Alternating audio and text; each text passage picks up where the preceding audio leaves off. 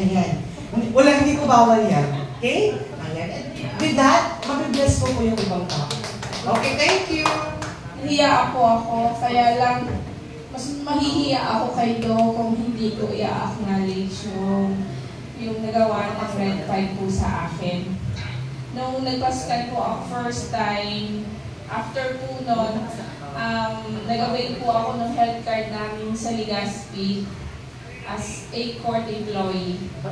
Ang result po nung scanning ni Doc, parehas po nung lumabas ang result nung mga breast ultrasound ko, lahat po nung laboratories, parehas po.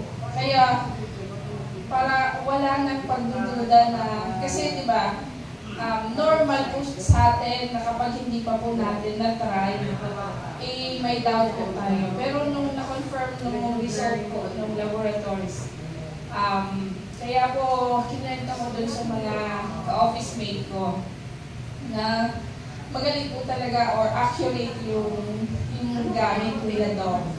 And ngayon po may follow-up check-up ulit.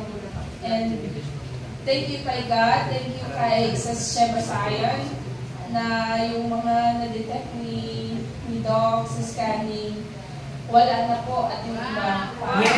Wow! Pero hindi pa rin po ako titigil kasi minsan na-attempt po tayo kumain ng mga bawal. Ng mga masasarap na bawal na pagkain. At least meron po tayong depensa. Yes! Okay, thank you so much. Thank you so much, ma'am. Ayan.